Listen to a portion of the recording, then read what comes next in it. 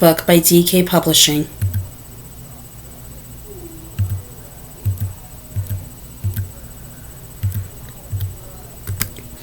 Foreword.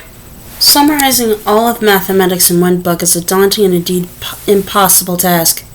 Humankind has been exploring and discovering mathematics for millennia. Practically, we have relied on math to advance our species, with early arithmetic and geometry providing the foundations for the first cities and civilizations. And philosophically, we have used mathematics as an exercise in pure thought to explore patterns and logic.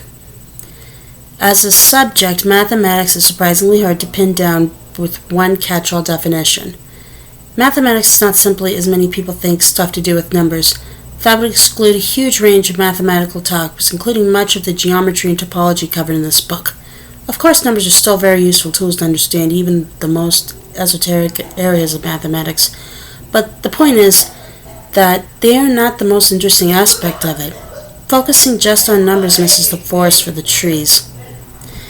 For the record, my own definition of math as the sort of things that mathematicians enjoy doing, while delightfully circular, is largely unhelpful.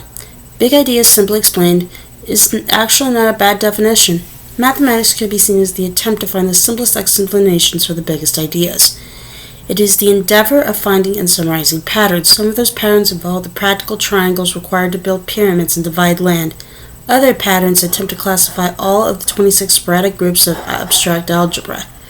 These are very different problems in terms of both usefulness and complexity, but both types of pattern have become the obsession of mathematicians throughout the ages. There is no definitive way to organize all of mathematics, but looking at it chronologically is not a bad way to go. This book uses the historical journey of humans discovering math as a way to classify it and wrangle it into a linear progression, which is a valiant but difficult effort. Our current mathematical body of knowledge has been built up by a haphazard and diverse group of people across time and cultures. So something like the short section on magic squares covers thousands of years and the span of the globe. Magic squares, arrangements of numbers where the sum is in each row, column, and diagonal is always the same, are one of the oldest areas of recreational mathematics. Starting in the 9th century BC in China, the story then bounces around via Indian texts from 100, Arab scholars in the Middle Ages, Europe during the Renaissance, and finally modern Sudoku-style puzzles. Across a mere 2 pages, this book is to cover 3,000 years of history, ending with geomagic squares in 2001.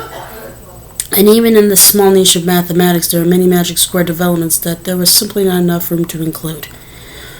The whole book should be viewed as a curated tour of mathematical highlights. Studying even just a sample of mathematics is a great reminder of how much humans have achieved. But it also highlights where mathematics could do better. Things like the glaring omission of women from the history of mathematics cannot be ignored. A lot of talent has been squandered over the centuries, and a lot of credit has not been appropriately given. But I hope that we are now improving the diversity of mathematicians and encouraging all humans to discover and learn about mathematics. Because going forward, the body of mathematics will continue to grow. Had this book been written a century earlier, it would have been much the same up until about page 280. And then it would have ended. No ring theory from Emery Noether, no computing from Alan Turing, and no 6 degrees of separation from Kevin Bacon. And no doubt that will be true again 100 years from now. The edition printed a century from now will carry on past page 325, covering patterns totally alien to us. And because anyone can do math, there is no telling who will discover this new math and where or when. To make the biggest advancement in mathematics during the 21st century, we need to include all people. I hope this book inspires everyone to get involved. Matt Parker.